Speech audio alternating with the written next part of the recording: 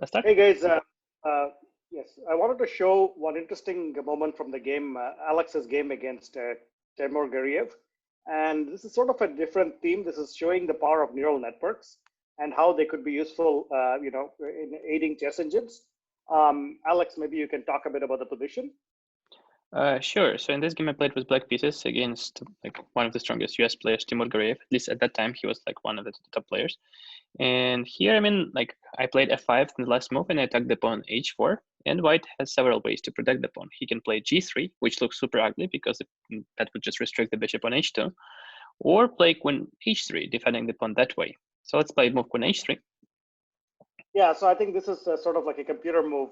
So actually, Gariev In the game, he played G4. g4. Yeah, he played g4. But queen h3 is another move, like just protecting the pawn, not making any commitments on the king side. And here, what I thought during the game, I would play bishop f6, and eventually I would force white to play g3. And I'll be happy because, again, the bishop on h2 is very, very passive, right? And also, another line that I considered here, it was bishop e5, like trying to trade star-squared bishops. So we can play that line as well. So bishop e5. Yep. Black takes.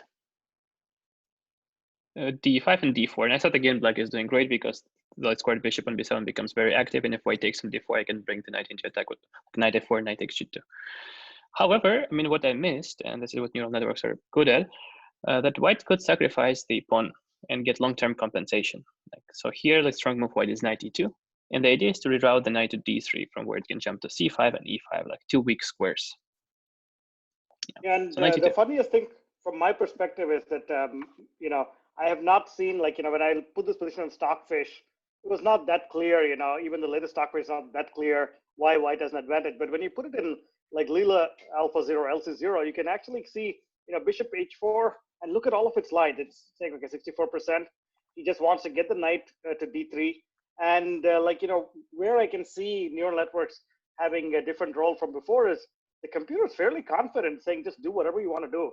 King g8, knight g7, bishop f6, and eval is always 65 to 70% advantage to white, which is really amazing because even if you put this on Stockfish 12, and you make some moves, let's say, I think I tried bishop f6 and Stockfish is fluctuating, but the neural network engines don't fluctuate. They're basically saying, I don't care about my pawn.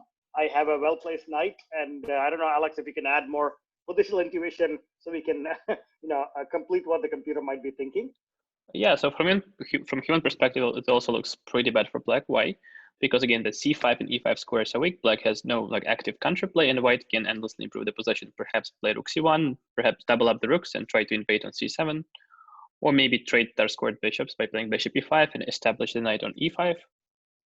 And yeah, I mean, so white has different plans of improvement, whereas it's not clear what black can do. I mean, it seems like white controls the c file, black cannot play e5 naturally, and I don't think even pushing the pawns on king side will yield anything useful as well. Perhaps it will just weaken the black king. Yeah. So what is truly fascinating for me here is that the computer, I mean, I have not seen this in a while, where in a position you're a pawn down, white's a pawn down, the computer says, you know what, I'm just going to keep improving my pieces slowly. I'm going to play rook c1, and then after bishop g7, no doubt it says the best move is rook c2. So it's just saying, look, I'm just going to move my pieces, bring them to more active squares. I don't care that I'm down a pawn, and I'm very happy. And this is actually very, very unusual for computers because normally computers will be going deeply and looking to see, is there a compensation? Is there a clear compensation 5 moves down the line? Here, the neural networks are really making the computer relax and say, you know what, I'm just going to aim to improve my piece. So for me, it's pretty scary because it feels like, you can imagine it's like a combination of Kasparov and Karpov working together. Karpov is now stepping in and saying, hey, the position is just better. I don't worry about my pawns. And, Kasparov, the ferocious calculator can take a back seat and enjoy while Karpov is guiding him to victory. So it feels totally unreal. And I'm sure a lot of guys will look at it from the perspective of understanding neural networks better because I also feel like chess is a great game, but it's sort of, there are much bigger, things available in life. People are looking at, using AI and, to automate decision systems, to automate healthcare.